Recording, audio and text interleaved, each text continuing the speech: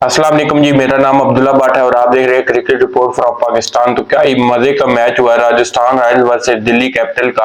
अच्छा, इस मैच में बड़ी इंटरेस्टिंग चीजें हुई। पहला जो स्पेल किया दिल्ली कैपिटल्स के बॉलर ने अगेंस्ट राजस्थान रॉयल, आपने संजू सैमसन, आपने जॉस बटलर और आपने जायसवाल को जिस तरह का बोल्ड मारा, मुझे लगता था कि वहां से ही राजस्थान रॉयल दिल्ली कैपिटल्स को जीत जाना चाहिए था। क्योंकि यार आप एक टीम को इतना अर्ली उन 3 विकेटें पकड़ लेते, उसके बाद रविचंद्रन अश्विन आते हैं और पराग आते हैं, रेहान पराग, क्या एक किस्म के ब्रूटल हिटिंग करते हैं। अश्विन ने 29 स्कोर किए 19 बॉलों पे, उसके बाद पराग ने 84 स्कोर किए 45 बॉलों पे। अच्छा, पराग, मैं ये देख रहा था कि यार इंडिया के पास कितने ही बैट्समैन पड़े हुए हैं यार। पराग पता नहीं ढेरों ढेर लगा हुआ है। हमें इस पूरा पीएसएल हमारा गुजर गया, कोई हमें प्लेयर ऐसा बैट्समैन या बॉलर नहीं मिला कि यार हमें जो कह सके कि ये इंटरनेशनल क्रिकेट में आ सकता है।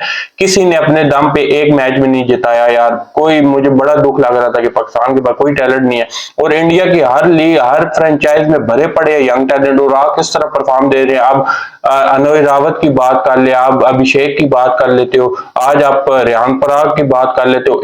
इस चीजों से यह पता लगता है कि इंडिया का जो फ्यूचर है ना वो बहुत ही ब्राइट है और इंडिया का फ्यूचर सेफ हाथों में है। उनके जो यंगस्टर हैं इंडिया के, वो बहुत ही खतरनाक किस्म के हैं। और मजे की बात ये सारे के सारे यंगस्टर जितने भी आ रहे हैं अग्रेसिव आ रहे हैं, कोई ये टुक टक वाला बॉलर नहीं आ रहा। आज भी देख ले बड़ी मुश्किल में था लेकिन रेहान पराग ने इस तरह खेला जैसे कि उनके लिए तो कोई बात ही नहीं थी, इस तरह मार रहे थे। और अश्विन को ऊपर प्रमोट किया गया संजू सैमसन की तरफ से, ये भी बहुत अच्छा एक मूव था। अश्विन आए और बेधड़क आके खेले, 185 कर लिए टोटल। जो ध्रुव जरेल ने बहुत अच्छा खेला, 12 बॉलों पे 20 किया। अब देखें इनके स्कोर बहुत कम थे, 12 बॉलों पे 20 थे, लेकिन वो इम्पैक्टफुल स्कोर थे, मैच विनिंग स्कोर थे। अब देखें 13 स्कोर से जीता है दिल्ली कैपिटल्स ने मैच, तो 20 स्कोर इनके थे। अब देखें इन्होंने, देखने में स्कोर बोर्ड में आप जाएंगे आपको इनका स्कोर इतना बड़ा नहीं नजर आएगा, लेकिन मेरे लिए ये मैच विनिंग टोटल था और मैच विनिंग 20 स्कोर थे ध्रुव जरेल के, तो वो तारीफ बनती है उनकी। क्योंकि देखे आखिर में ये 20 स्कोर ही ले दे के बैठ गए थे एक ओवर में और 13 स्कोर से फाइनली जीत लिया। मैं बात करूंगा उसकी तो चलो आगे जाके बात कर लेते हैं, डेविड वार्नर की बात कर लेते हैं। डेविड वार्नर ने 49 स्कोर किए 34 बॉलों पे। अब देखे डेविड वार्नर शुरू से लग रहे थे कि वन मैन आर्मी शो हो रहे हैं दिल्ली कैपिटल्स के लिए। मुझे लग रहा था कि डेविड वार्नर खड़े दे तो ये जितवा सकते हैं अपनी टीम को, लेकिन अनलकी रहे, 49 पे आउट हो गए। ऋषभ पंत की आप बात करते हो, ऋषभ पंत ने यार आज बहुत ही ज्यादा मायूस किया। ऐसा लग रहा आप जब क्रिकेट से दूर रहते हो आपकी प्रैक्टिस नहीं होती, इंजरियां सर्जरियां, आप इन चीजों से निकल के आते हो, आप उस तरह से हिटिंग नहीं कर पाते। ये वही ऋषभ पंत है, याद करो पुराना, जो एक हाथ से छक्के मारा करता था, और आज ये ऋषभ पंत है जिसने 26 बॉलों पे 28 स्कोर की इनिंग खेली। भाई मैंने कभी ऋषभ पंत को इस तरह खेलते नहीं देखा था, तो अब मैं ऐसे कुछ कह भी नहीं सकता। वजह मैं बताता हूँ क्योंकि बहुत अच्छा क्रिकेट से दूर रहा बेचारा। मैं इसकी इंस्टाग्राम पे रोज पोस्ट देखता था, हमेशा उम्मीद लगा के बैठा रहता था, कॉन्फिडेंस अच्छा रखता था कि मैं आज कम बैक करूंगा, आप कम बैक करूंगा, मेरा इतना रिहैब रह गया, इतना रिहैब रह गया। तो ये लड़का जो सा था बड़ा कॉन्फिडेंस लड़का था। अब ये वापस आया आहिस्ता आहिस्ता, थोड़ा डर डर के खेल रहा, थोड़ा सा वो नजर भी नहीं, अभी वो फॉर्म भी नहीं लगी हुई ना इसकी, तो इसको बंदा आप कुछ कह भी नहीं सकता। लेकिन फिर भी यार थोड़ा सा इन्हें देखना चाहिए कि थोड़ी सी हिटिंग कर लेते, थोड़ा सा या थोड़ा सा जल्दी आउट हो जाते। स्टब्स की बात करते हैं, 44 रन किए था 23 बॉलों पे। अच्छा, मुझे ये लग रहा था कि यार अगर वो जो कैच छोड़ा ना ट्रेंट बोल्ट ने, मुझे ये लग रहा था कि शायद यहाँ से दिल्ली कैपिटल्स जीत जाए, लेकिन भाई क्या फुल क्रेडिट जाता है अक्षर पटेल को जिन्होंने राजस्थान रॉयल को ये मैच जितवाया। अब अक्षर पटेल ने किस तरह जितवाया, वो तो दिल्ली कैपिटल्स में खेलते हैं भाई। आप 7वें नंबर पे आके बैटिंग करते हो, एज अ इम्पैक्ट प्लेयर आके आपको खिलाते हैं, भाई तुम हमारे इम्पैक्ट प्लेयर हो, आओ। वो इम्पैक्ट प्लेयर आके खेलते हैं, वो 15 स्कोर करते हैं 13 बॉलों पे। अब 7वें नंबर पे आ रहे हो, रन चेज ऑन है, आप 13 बॉलें खेल जाते हो, 15 स्कोर करते हो, ये तो कहीं ना हो यार। टुक टुक अप्रोच थी दिल्ली कैपिटल्स की टोटल, अब यही मैं कहूंगा। अब मैं और क्या कह सकता हूँ, देखे 13 बॉलें 15 स्कोर खेल गए। स्टब्स को भी एक चांस मिल गया, एक और जिंदगी मिल गई, उसकी वजह से 44 स्कोर उन्होंने कर दिए, अदरवाइज वो भी आउट हो जाते, वहां से कहानी गोल हो जानी थी। सिंगल डबल कर रहे हो यार, जब आप रन चेस करते हो आपको दोनों तरफ से मारना पड़ता है। वो स्टब्स अकेला ही मार रहा था, उधर से अक्षर पटेल साहब पता नहीं क्या सिंगल डबल करी आ रहे थे, मिस करी आ रहे थे। मुझे लगता था ये टोटल बन सकता था, लेकिन इन्होंने बनने नहीं दिया। यंगस्टर ने बहुत अच्छी बॉलिंग की राजस्थान रॉयल्स के, और काफी अच्छा आखिरी ओवर में कोई 15-20 स्कोर जो बचाए हैं उसने, बहुत ही अच्छे किस्म के बचाए हैं, और मैच को वहां से ही फिनिश कर दिया था। जब कोई एक्साइटमेंट इतनी थी कि आखिरी बॉल तक कह रहा हूँ, आखिरी ओवर तक कुछ नहीं पता था, क्योंकि इंडियंस की पिचों पे आपको पता है कि भाई स्कोर चेज हो जाते हैं। मैं बड़ा हैरान था उसकी कप्तानी से, संजू सैमसन की। उसने ओवरसीज को नहीं चुना बॉलर्स को, अपने लोकल बॉलर उसने लगाए 18वें ओवर में, 19वें ओवर में और 20वें ओवर में। मुझे लग रहा था कि यार ये ट्रेंट बोल्ट को ओवर देगा 18वां, और 19वां जो है उससे कराएगा बर्गर से, क्योंकि बर्गर की बात करूं 150 की डिलीवरी उसने की, 2 आउट उसने किए, क्लीन बोल्ड कर दिया उसको। उसका क्या नाम है जो मार्च बहुत अच्छा खेला था, कोई 20 स्कोर उन्होंने 22 बना लिए थे, और बहुत अच्छा लुक में नजर आ रहा था, जिस तरह ट्रेविस हेड पिछले मैच में नजर आ रहा था। इसी तरह मुझे लग रहा है ट्रेविस हेड की तरह ये भी मारेगा, लेकिन बोल्ड मार दिया भाई। उसके बाद एक और बैट्समैन को उसने बाउंसर मार के आउट किया। भाई क्या कमाल किस्म की बॉलिंग कर रहा था, मुझे लगता था कि उसको ओवर मिलेंगे, लेकिन संजू सैमसन की सोच कुछ और थी। उसने ये कहा कि मेरी पिचें इंडियन पिचें हैं, तो इंडियन बॉलर को ही मैं यहाँ पे यूज करूंगा। ठीक है, ये चीज उनके काम आ गई, अगर उनके काम ना आती तो मैं यहाँ बैठ के यही बोर होता है भाई।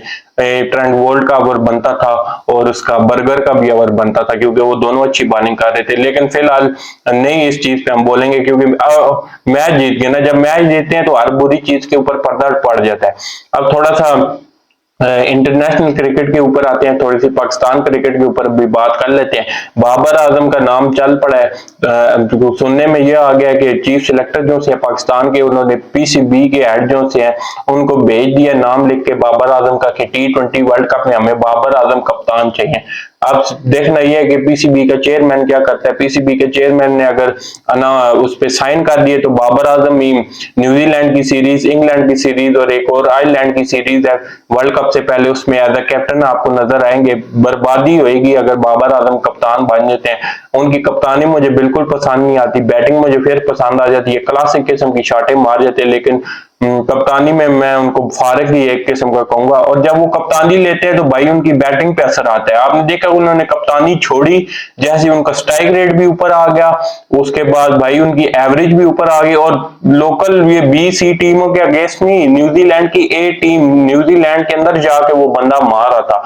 350 मारे 5 मैचों में बाबर आजम ने, 1-2, और तीनों मैचेस में 200 से ऊपर का मेरे ख्याल से रन चेज था, और बाबर आजम इस स्ट्राइक रेट से खेल रहा था। तो बाबर आजम भाई को ये सोचना पड़ेगा कि अगर आपको ये किंग विंग का जो टाइटल आपको मिला हुआ है ना, इसको बरकरार रखना है तो प्लीज ना लेना कप्तानी। अगर आप लेना चाहते हो कप्तानी तो फिर आप टोटल आपकी जो सी बैटिंग परफॉर्मेंस है वो खराब ही रहनी है। फिर आपने ये B-C टीमों के खिलाफ ही सेंचुरियां मारनी है, पता नहीं क्यों। अच्छा, मैं एक और बात सोच रहा था कि फैब 4-5 इन्होंने जो बनाई हुई आईसीसी ने, इसके अंदर डेविड वार्नर क्यों नहीं है। डेविड वार्नर आप देखो सबसे ज्यादा अपनी टीम को वर्ल्ड कप जिताने वाले और वर्ल्ड कप खेलने वाले प्लेयर है। अब देख लें फैब 5 की अगर आप बात करते हो, कुछ लोग फैब 5 को मानते नहीं है, वो कहते हैं फैब 4 है, फैब 5 में बाबर आजम ही आ गए। चलो फैब 4 की बात कर लेते हैं, उसमें स्टीव स्मिथ आते हैं, विराट कोहली आते हैं, जॉय रूट आते हैं, केन विलियमसन आते हैं, लेकिन सबसे ज्यादा वर्ल्ड कप अपनी टीम को जिताने वाले डेविड वार्नर है। तो डेविड वार्नर को पता नहीं फैब 4 में क्यों नहीं लाया जाता। फैब 4 का मतलब तो ये तो नहीं है फिर जिसकी फैम फॉलोइंग ज्यादा है या जिसके आगे किंग वगैरह का नाम लिखा जाता है, गोट वगैरह, उसको फैब 4 में डाल दिया जाता है। मुझे तो यही लगता है, क्योंकि अगर परफॉर्मेंस वाइज और वर्ल्ड कप मैचेस के टूर्नामेंट में परफॉर्मेंस के वाइज देखें तो डेविड वार्नर जो से फैब 4 डिजर्व करते थे, लेकिन उनको नहीं दी गई, फैब 5 भी नहीं उनको दिया गया। मुझे लगता है कि डेविड वार्नर के साथ बहुत ज्यादती हुई है, और बहुत ज्यादा क्रिकेट के जो फैन है वो जानते ही नहीं है कि डेविड वार्नर किस बला का नाम है। जब वो चलता है भाई तोड़ फोड़ के रख देते। उसने सेमीफाइनल में हमें हराया, वर्ल्ड कप में हम पूरे एक मैच भी नहीं हारे थे T20 वर्ल्ड कप का, और उसने जाके ऐसा तोड़ा फोड़ा। तो यही मैं कह रहा था कि डेविड वार्नर एक बहुत ही आला किस्म का बंदा है, तीनों फॉर्मेट खेलता था, तीनों फॉर्मेट में रन करता था। पता नहीं क्यों नहीं फैब 4 में रखा गया या फैब 5। मुझे तो लगता है इनके लिए स्पेशल फैब 6 रख देनी चाहिए थी। आप देखें ना, बहुत सारे लोग इसको नहीं जानते कि ये किस बला का नाम है, और सारे यही जानते हैं कि कोहली गोट है। कोहली गोट है, इसमें कोई, मैं ये नहीं कह रहा कि कोहली नहीं है। कोहली जबरदस्त प्लेयर है, बड़ा प्लेयर है, बड़े मैचों का प्लेयर है। उसने कई ऐसे मैच निकाले हैं जो कोई माइकल लाल निकाल ही नहीं सकता था। लेकिन क्या कोहली के साथ डेविड वार्नर एडजस्ट नहीं होता? आप अपने दिल पे हाथ रख के कहे कि डेविड वार्नर भाई, क्या उसकी परफॉर्मेंस नहीं है कि फैब 5 में वो डिजर्व करे या फैब 4 में?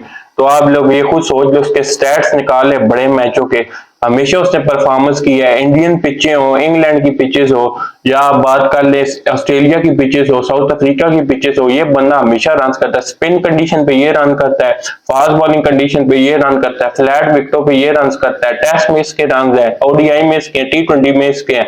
तो मुझे ये आज इसकी बैटिंग देख के यार लग रहा था कि यार इस कहीं ना क्रिकेट में इसके साथ बड़ी ज्यादती हुई। इसको जो नाम और रुतबा मिलना चाहिए था ना, वो इसको मिला नहीं इस तरीके से जिस तरह के इसको मिलना चाहिए था। मेरा ये ख्याल है, आपका क्या ख्याल है?